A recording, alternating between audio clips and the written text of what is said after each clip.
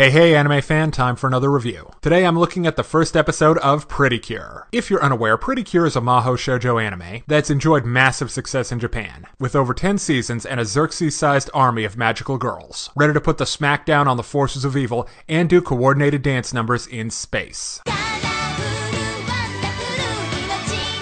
But it only got one season dubbed into English. Thanks for nothing, 4 licensing group. So anyway, the first episode begins where else? A Japanese middle school, where our 2 leads get their learning on. The first member of this dynamic duo is Natalie Blackstone. The name is sadly most likely not a reference to the totally awesome magician. Yet one can dream, I suppose.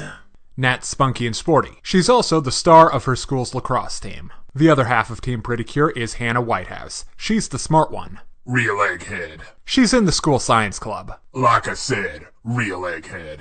One day, during a meteor shower, a mysterious object crashes into Nat's room. The little UFO is a cell phone-looking thing and a bunch of cards. But it's no ordinary flip phone. It's actually a cunning camouflage. For a little stuffed animal-looking alien or possibly magical creature, it's not really clear, named Meppel. Meppel. Was the name Smooshy Wooshy already taken? Apparently, Meppel is a refugee from a magical land of fantasy called the Garden of Light. And as you know, if there's one thing evil holes hate, it's a happy-clappy land of magical fantasy. The bad guys in question are called the Dark Zone.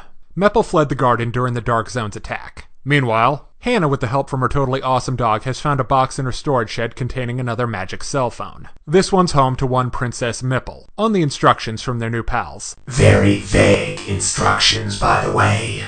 The girls run into each other at a local amusement park, but they've also attracted the attention of the Dark Zone's first lieutenant, a KISS tribute band member named Pejard. So it's transformation time. And as is typical with this sort of thing, the transformation sequence is way too long, coming in at a beastly minute and 20 seconds. But it's split between the 2 girls, and that includes the cheesy proclamations about love and justice, so it feels shorter than it is. So that means it's battle time. And this, at least in my opinion, is where Pretty Cure shines. Unlike most magical girls who prefer to blast away at the bad guys with technicolored magic super moves, the Cure get John Carter-style super jumps and high-powered punches, only busting out the magical lasers to end the fight. The target of their wrath are the foot soldiers, or possibly soldier of the Dark Zone, Zakana. I said Zakana. Basically, big, incorporeal boogeyman capable of possessing random objects and even people. This time around, Zakana possesses a roller coaster. But with some power-packed punches and their patented finishing move, the girls push back the Dark Zone's first attack and defend Meppel and Meppel. But can these 2 opposite personalities come together to protect the Garden of Light and good old Earth from low-rent Mordor wannabes? Considering there are 9 more seasons, I would certainly assume so.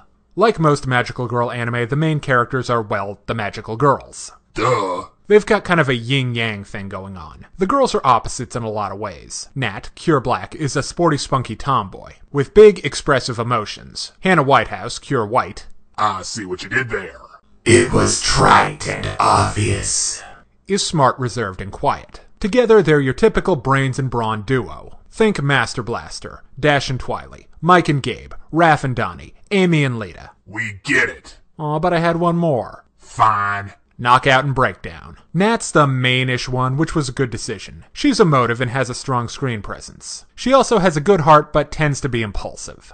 Hannah, on the other hand, is less interesting to watch. She's lower energy and a bit shy, but she's kind and understanding. Now let's look at the supporting characters. At the moment confined to Meppel and Meppel. Okay, think of that one really annoying couple you know, and picture what they would be like if they were stuffed animals. Those 2 can be irritating, but it's not a deal breaker. Meppel's a bit more developed. He's supposedly the chosen hero of the Garden of Light, but he's also sort of shiftless and manipulative. Mostly he and Meppel, in their magic cell phone forms, help the girls transform into Pretty Cure. Now for the bad guys. There's not a whole lot to say about the Dark Zone at this early stage. Their lone representative is Pejard, and I can at least say that he tries to take the girls on hand-to-hand before summoning Zakana to finish the job. Zakana's a bit goofy, what with saying his name over and over again like he's a darn Pokemon, but he's not any worse than your typical Sailor Moon Yoma. Okay, let's break down the good and the bad in Pretty Cure Episode 1. On the good side, Natalie and Hannah are fun, likable leads with distinctive personalities, who form a strong duo. The episode does a good job setting up the scenario, and the action was fun.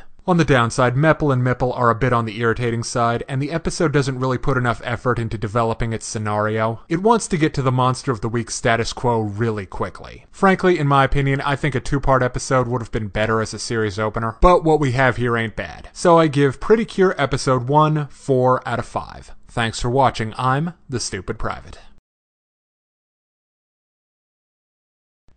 Hey kids, today's show is brought to you by the letter 4 and the number potato! I'm a stupid private.